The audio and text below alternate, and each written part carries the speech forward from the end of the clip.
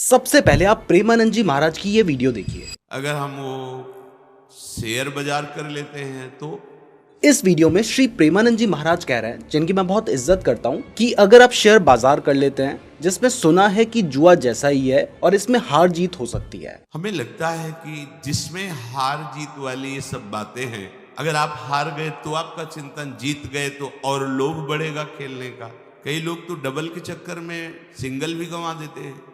उनका ये कहना जुआ के हिसाब से तो बिल्कुल सही है, बट विद ड्यू रिस्पेक्ट उन्होंने इस बात को शेयर मार्केट को जुआ समझकर कहा है, क्योंकि उन्होंने ये भी कहा है, पता नहीं कि शेयर बाजार किसे कहते, पर लगता है कुछ जुआ जैसा ही है, ना हो तो भगवान जाने। तो देखो स्टॉक मार्केट जुआ है, ये बात कुछ हद तक तो सही है, लेकिन स्टॉक मार्केट से पैसे कमाने के ना बहुत सारे तरीके होते हैं। आप स्टॉक मार्केट पे इन्वेस्ट कर सकते हैं, ट्रेडिंग कर सकते हैं, और ट्रेडिंग भी बहुत सारी तरीके की होती है। जैसे आप स्टॉक्स में इंट्राडे ट्रेडिंग कर सकते हैं, ऑप्शंस ट्रेडिंग कर सकते हैं, स्विंग ट्रेडिंग कर सकते हैं। तो क्योंकि स्टॉक मार्केट से पैसे कमाने के बहुत सारे तरीके होते हैं, तो पूरी तरह से स्टॉक मार्केट को जुआ नहीं कहा जा सकता। लेकिन ये जुआ कब बन जाता है उसके बारे में आज हम समझेंगे, और कौन सा सही तरीका है स्टॉक मार्केट से पैसा कमाने का ये भी जानेंगे।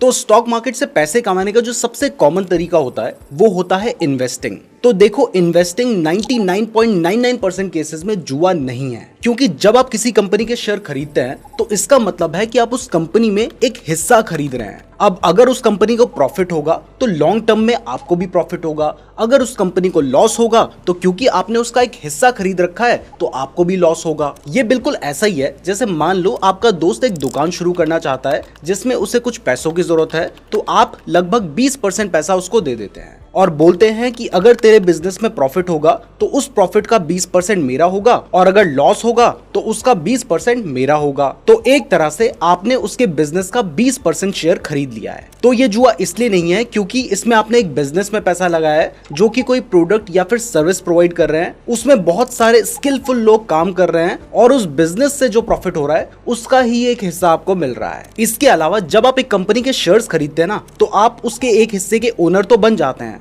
बट इस ओनर बनने से आपको बहुत सारे राइट्स भी मिलते हैं। जैसे अगर कंपनी को कोई एक्स्ट्रा प्रॉफिट हो जाएगा तो उसमें भी आपका हक होता है, जिसको कंपनी डिविडेंड की फॉर्म में आपको देती है। इसके अलावा अगर कभी उस कंपनी में कोई इंपॉर्टेंट डिसीजन लेना होता है तो आपके पास वोटिंग राइट्स भी होते हैं। और इसमें अगर उस कंपनी को कभी लॉस भी होता है तो इसमें ऐसा नहीं है कि आपका सारा पैसा डूब जाएगा, आपको थोड़ा बहुत लॉस हो सकता है, और अगर उस कंपनी को थोड़ा बहुत प्रॉफिट होगा तो आपको भी थोड़ा बहुत प्रॉफिट हो सकता है। बहुत रेयरेस्ट ही केस होते हैं जिसमें आपका पूरा पैसा डूबता है, जबकि जुए के केस में आपके पास कोई राइट्स नहीं होते हैं, वो कोई बिजनेस नहीं है, और उसमें या तो आप पैसे कमाते हैं या फिर आपका सारा पैसा डूब जाता है। इसके बाद नेक्स्ट रीजन है कि जब आप जुआ खेलते हैं तो वहां पर आपके जीतने के जो चांसेस होते हैं वो पूरी तरह से लक पर डिपेंडेंट होते हैं। जैसे एक कॉइन को टॉस करने पर हेड आएगा या टेल, ये पूरी तरह से लक पर डिपेंड करता है। जबकि इन्वेस्टिंग बहुत सोच समझकर और रिसर्च के साथ की जाती है, और इसमें आप एक कंपनी का business analysis, sectoral analysis, financial analysis करने के बाद उसमें इन्वेस्ट करते हैं। नेक्स्ट, जब आप जुआ खेलते हैं तो वहां पर आप अपने रिस्क को मैनेज नहीं कर सकते, जबकि इन्वेस्टिंग में जरूरी नहीं है कि आप सिर्फ एक कंपनी में इन्वेस्ट करें। आपके पास जो पैसा है उसको आप मल्टीपल कंपनीज में इन्वेस्ट कर सकते हैं,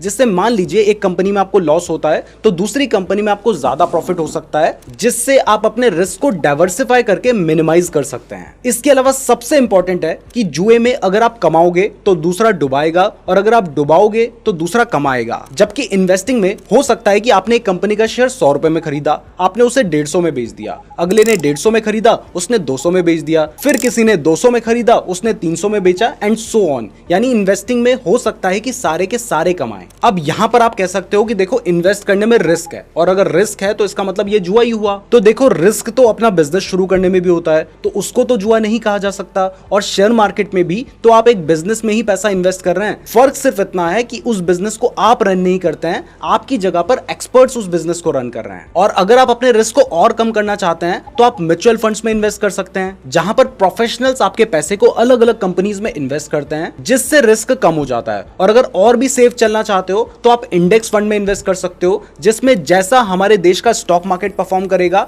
आपका जो पैसा है वो भी उस हिसाब से ग्रो करेगा। और इवन इंडेक्स फंड में तो आपका जो पैसा है वो इंडिया की टॉप कंपनीज जैसे रिलायंस, टीसीएस, इनमें इन्वेस्ट किया जाता है, जो कि काफी ज्यादा स्टेबल हैं। और अगर आप इंडेक्स फंड के रिटर्न्स देखोगे तो उसने लॉन्ग टर्म में 12 से 14% के रिटर्न्स दिए हैं। मतलब लॉन्ग टर्म में ओवरऑल स्टॉक मार्केट ने पैसा कमाया है, डुबाया नहीं है। तो इससे प्रूफ होता है कि इन्वेस्टिंग 99.99% केसेस में जुआ नहीं है। 0.1% केस में वो जुआ तब बन जाता है जब आप बिना किसी रिसर्च के किसी भी शेयर को खरीद लेते हैं और आप किस्मत के भरोसे बैठे होते हैं, और सिर्फ इसको ही जुआ कहा जा सकता है। अब ये तो इन्वेस्टिंग की बात थी, जो कि देखकर लगता है कि हाँ जुआ नहीं है, लेकिन अगर ट्रेडिंग की बात करें तो ये तो थोड़ा बहुत जुआ जैसा नजर आता है। लेकिन ये ट्रेडिंग है क्या? तो देखो, ट्रेडिंग में आप शेयर की प्राइस में जो फ्लक्चुएशंस आते रहते हैं ना, थोड़ा बढ़ता है घटता है, उसको कैच करने की कोशिश करते हैं और उससे प्रॉफिट कमाने की कोशिश करते हैं। ये बिल्कुल ऐसा ही है जैसे आजकल आपने देखा कि सोना सस्ता हो रहा है तो आपने खरीद लिया, जैसे ही सोने की प्राइस बढ़ी आपने बेच दिया, फिर दिखाई दिया कि आजकल फिर सस्ता हो गया है, फिर खरीद लिया, बढ़ गई तो फिर बेच दिया। तो देखो, ये इन्वेस्टिंग से ज्यादा रिस्की तो है, लेकिन इसको भी पूरी तरह से जुआ नहीं कहा जा सकता, क्योंकि यहां पर भी आप एक प्रॉपर एनालिसिस करके ही ट्रेड में एंटर करते हो। अब भले ही यहां पर आप उस पूरे बिजनेस का एनालिसिस नहीं करते हो, लेकिन आप उसकी डिमांड और सप्लाई का एनालिसिस करते हो। बट ये जो ट्रेडिंग है ये कई तरह की होती है, जिसमें सबसे पहले अगर इंट्राडे ट्रेडिंग की बात करें तो इसमें आप वही शेयर्स जो कि आप इन्वेस्टिंग में खरीद रहे थे उनको बस कम दामों में मार्जिन लेकर खरीदते हैं और एक ही दिन के अंदर उससे प्रॉफिट कमाने की कोशिश करते हैं। अब इसमें भी जरूरी नहीं है कि आप कमा रहे हैं तो दूसरा डुबा रहा है, क्योंकि हो सकता है कि आपने एक शेयर 100 रुपए की प्राइस में खरीदा, उसको 105 में बेचा, दूसरे ने 105 में खरीदा, उसने 107 में बेचा, तीसरे ने 107 में खरीदा, उसने 110 में बेचा। तो यानी जब आप शेयर्स में इंट्राडे ट्रेडिंग कर रहे हैं तो वहां पर भी सभी लोग कमा सकते हैं। खैर, प्रैक्टिकली ऐसा होता नहीं है, क्योंकि बहुत सारे लोग अपनी गलती की वजह से या फिर गलत रिसर्च करने के कारण लॉस भी करवाते हैं, लेकिन प्रैक्टिकली सब भी कमा सकते हैं। लेकिन अगर ऑप्शन ट्रेडिंग की बात करें तो वो एक जीरो सम गेम होता है, जिसमें एक कमाएगा तो दूसरा डुबाएगा। तो अगर आंख बंद करके स्टॉक मार्केट में किसी चीज को जुआ कहना है बिना कुछ सोचे समझे, तो फिर आप ऑप्शन ट्रेडिंग को कह सकते हैं। लेकिन अगर ध्यान से देखोगे तो वो भी जुआ नहीं है, क्योंकि इसका मेनली यूज हेजिंग करने के लिए किया जाता है, जिसमें अगर मान लो आपको एक कंपनी के शेयर्स में लॉस हो रहा है तो आप उसका पुट ऑप्शन बाय करके यहां से प्रॉफिट अर्न कर सकते हैं, और इससे आपका जो लॉस होगा वो मिनिमाइज हो सकता है। तो ट्रेडिंग भी एक्चुअल में जुआ नहीं है, लेकिन यहां पर आपको एक सच और फैक्ट वाली बात बताऊंगा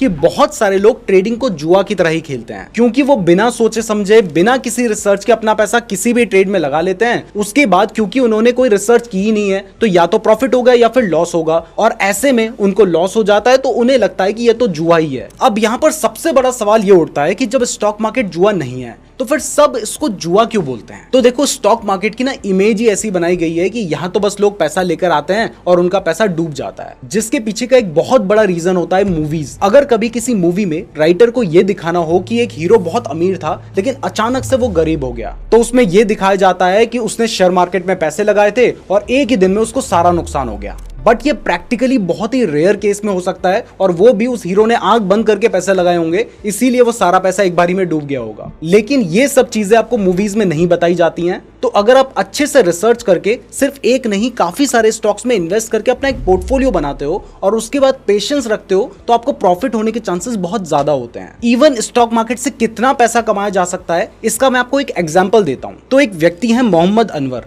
जिन्होंने 1980 में एक कंपनी में 10,000 रुपए इन्वेस्ट किए थे, और आज उस 10,000 रुपए की वैल्यू 800 करोड़ रुपए से भी ज्यादा है। और जिस कंपनी की मैं बात कर रहा हूं उस कंपनी का नाम है विप्रो। इनके बारे में डिटेल में जानना चाहते हो तो आपको यहां पर एक वीडियो दिख रही होगी, आप इस वीडियो को देख सकते हैं। आप देखो, बहुत पॉजिटिव बातें बता दी हैं, तो ये बताना भी मेरी जिम्मेदारी है कि ऐसा नहीं है कि हर कोई स्टॉक मार्केट से पैसे कमाता है। स्टॉक मार्केट में पास्ट में बहुत सारे स्कैम भी हो चुके हैं, जैसे हर्षद मेहता स्कैम हुआ था, जिसके बाद स्टॉक मार्केट बहुत ज्यादा गिर गया था, लेकिन उसके बाद भी स्टॉक मार्केट रिकवर हुआ। ईयर 2000 के आसपास भी .com क्रैश आया था, उस टाइम पर भी मार्केट गिरा था, लेकिन बाद में रिकवर हो गया। 2008 में एक बहुत बड़ा मार्केट क्रैश आया था, लेकिन उसके बाद भी मार्केट रिकवर हुआ, और 2020 में भी कोरोना की वजह से मार्केट बहुत ज्यादा गिरे थे, लेकिन बाद में फिर रिकवर हुए। तो अब आपको समझ आ गया होगा कि स्टॉक मार्केट इतना भी बुरा नहीं है जितना उसको दिखाया जाता है, और जुआ तो बिल्कुल भी नहीं है। तो अगर आपको भी स्टॉक मार्केट से कम रिस्क लेकर पैसा कमाना है तो जो बातें मैं आपको बता रहा हूं, आपको इन बातों को ध्यान से समझना है। लेकिन उससे पहले वीडियो पसंद आ रही है तो वीडियो को लाइक जरूर कर दीजिएगा, और हाँ, हमारे चैनल को सब्सक्राइब भी कर लेना, क्योंकि अगर आप सब्सक्राइब नहीं करेंगे तो हो सकता है कि हमारी वीडियो आपको दोबारा कभी रिकमेंड ही ना हो। तो सबसे पहले अगर आपको स्टॉक मार्केट से पैसे कमाने हैं तो उसके बारे में अच्छे से सीखो, समझो। अगर बिना सोचे समझे किसी भी चीज में चले जाओगे तो वहां पर नुकसान होने के चांसेस ज्यादा होंगे,